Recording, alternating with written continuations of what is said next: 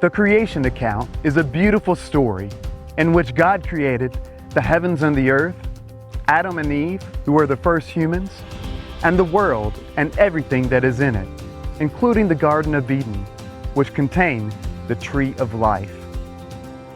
Now, some think that life originated in Africa, and whether or not this is true, the biblical account of creation does tell us that in the garden which God planted in Eden, there was a river which flowed out of the garden, and that river split into 4 rivers, one of which flowed down to Cush, which is often a reference to Africa. And so we came to Africa, to Kenya, with all of its amazing wildlife and natural beauty, to tell this part of the biblical story. Now, in the creation account, each time that God created something, it says that God saw that it was good. And on the 6th day, God would create something that He would say was very good, and that was humanity. Then God said, "Let us make mankind in our image, in our likeness, and let them rule over the fish of the sea and the birds of the air, over the livestock, over all the earth, and over all the creatures that move along the ground." So God created mankind in His own image. In the image of God, He created them. Male and female, He created them. And after creating everything on these 6 days, God rested on the 7th day, which came to be known as the Sabbath, a day of rest for God's people. Adam was created first, and God gave him the opportunity to name the animals just as God had named him. And so He brought before him all the animals: elephants, buffaloes, lions, giraffes, zebras, hippos, wildebeest, and more.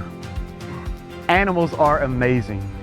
But in all of the creation account, there was only one thing that God said was not good.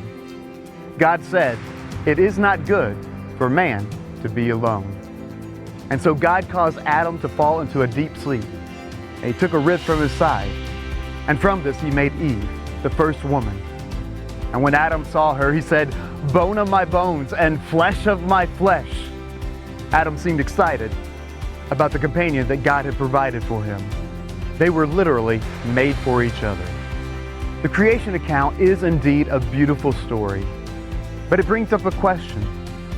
Why would the almighty, all-powerful God of the universe create human beings in the first place? Well, in this, perhaps nothing has helped me understand God and His love for us and His desire to have a people of His own than having children of my own. My wife and I have been married a few years when we decided to have children of our own to bless our lives. And indeed, our children have been a tremendous blessing to us. Gina is our oldest. She's a deep thinker and has always wanted to do the right thing. And she loves music and books and deep conversations. Emily is our second child, and she loves art and nature and is highly creative. And with her natural wit and humor and big smile, she makes us laugh and smile. And Kaylee is our youngest. She's outgoing and has never met a stranger. And to her, all the world's a stage where she loves to perform. These girls have brought such joy into our lives, and we can see a part of us in each of them, which probably makes us love them even more. And so it is with God. God is Himself love. He exists in a community of love, for there is one God made up of 3 persons, Father, Son, and Spirit. And God didn't need to create us. He is complete in and of Himself. But He wanted a people to love. And so He made humanity. And God showed His love to Adam and Eve by giving them some incredible gifts. First of all, God made Adam and Eve together in His image, which means that they were made to be good and holy and loving.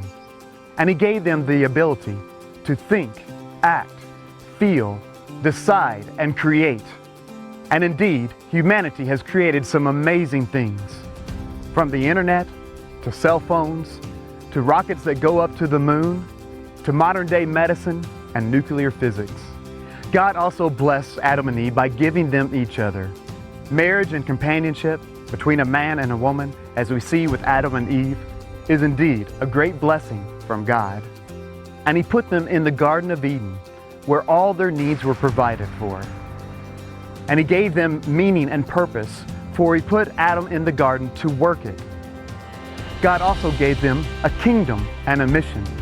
He made them co-rulers over the earth, over the animals and the vegetation.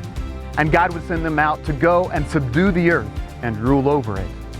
But surely the greatest gift that God gave to Adam and Eve was that there in the Garden of Eden, they lived in close community or close relationship with God and one another. There, God walked and talked with them.